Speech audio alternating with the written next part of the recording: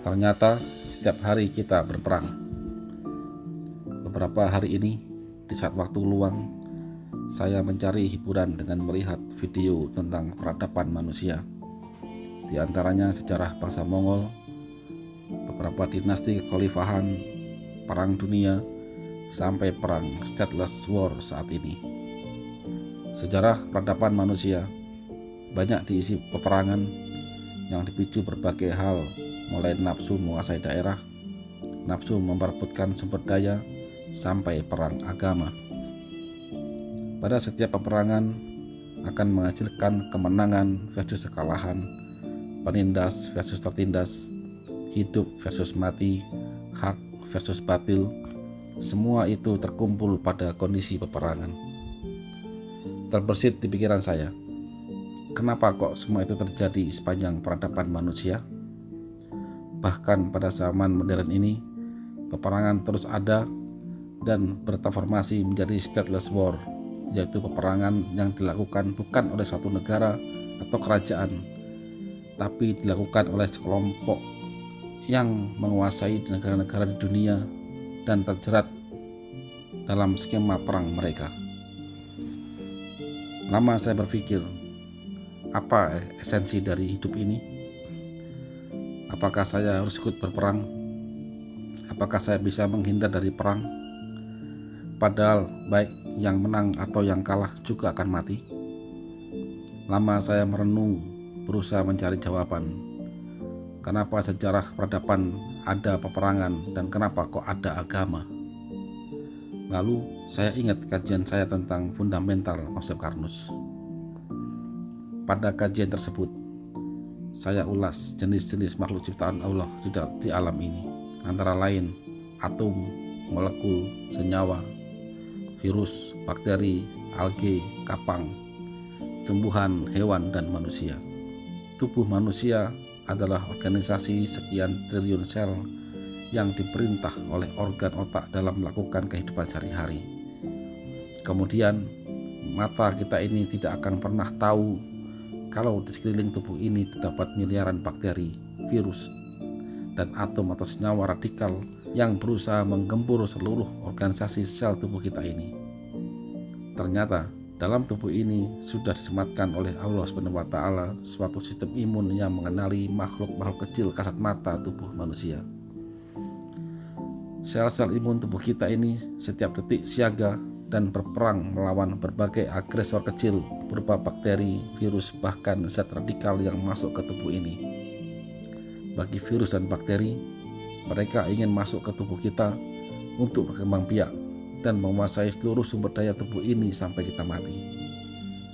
Bagi zat radikal, mereka ingin masuk menyerang tubuh ini untuk mendapatkan elektron dari senyawa penyusun sel tubuh kita, sehingga zat radikal tersebut menuju keseimbangan elektron pada orbitalnya. Tapi bagi tubuh kita akan terjadi berbagai gangguan metabolis dan gangguan DNA sampai tubuh ini akhirnya mati. Belum lagi gangguan pengkhianat dalam organisasi sel tubuh manusia. Para pengkhianat ini biasanya dalam bentuk radikal yang dihasilkan oleh pembakaran tidak sempurna di mitokondria, sehingga sistem imun tubuh ini harus siap siaga dan tidak boleh menyerah. Belum lagi ketidaktahuan pemilik tubuh ini yang memasukkan zat radikal baik dalam makanan, obat-obatan, kosmetik, lifestyle maupun dari lingkungan tempat dia hidup sehari-hari. Ketidaktahuan tersebut akan menambah peperangan sistem imun untuk melindungi warga selnya dari kematian. Dan yang terakhir adalah kejahatan sebagian manusia yang menggunakan bakteri atau virus sebagai senjata untuk menguasai manusia di dunia ini. Berkaca dari kejadian yang dialami oleh sel-sel tubuh manusia di atas, maka sejatinya dalam tubuh manusia sudah terjadi peperangan. Peperangan tersebut mau tidak mau harus dihadapi oleh seluruh tubuh ini. Dia tidak bisa menghindar, lari pun dia tidak bisa. Hanya ada dua konsekuensi, yaitu menang atau kalah, hidup atau mati. Kalau penyusun tubuh manusia ini sudah berperang, maka kondisi peperangan ini akan dialami oleh setiap manusia sejak dalam kandungan, sehingga sifat keinginan untuk perang, menguasai atau bahkan menindas sudah ada dalam tubuh manusia ini. Oleh karena itu, kita diciptakan sebagai makhluk yang berakal, sehingga Allah SWT memberi aturan hidup dalam bentuk agama untuk meredam perang dan hidup saling mengasihi serta tidak dolim ke sesama makhluk di alam ini. Saat ini kita dihadapkan perang dengan virus. Mau tidak mau, suka tidak suka, kita harus berperang. Perang menghadapi virus dibutuhkan pemahaman dua hal, yaitu pemahaman tentang virus dan pemahaman sistem pertahanan tubuh ini. Apabila kita belajar dua hal tersebut, insya Allah kita akan menang melawan virus dengan sebenar-benarnya kemenangan. Ketidaktahuan yang dialami oleh mayoritas manusia saat ini adalah tindakan memotong suplai energi sel dalam tubuhnya dan dilakukan secara massal di seluruh dunia, sehingga mayoritas tubuh manusia di dunia ini sudah lemah tentara imunnya, sehingga mudah menjadi korban virus dan bahkan menjadi inang untuk replika virus yang siap menularkan ke tubuh orang lain.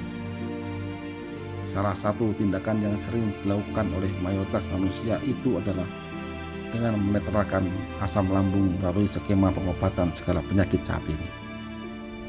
Ayo, bersama-sama kita membaca semua sifat makhluk ciptaannya, lalu berpikir dan merenung tentang kehidupan ini sehingga kita mendapatkan kesejahteraan diri yang bisa melihat dan bertindak dengan tepat dalam setiap kejadian yang kita alami untuk kedamaian dan kesejahteraan hidup bersama. Saya Iwan Beni, founder Konsep Karnus, Juni 2021.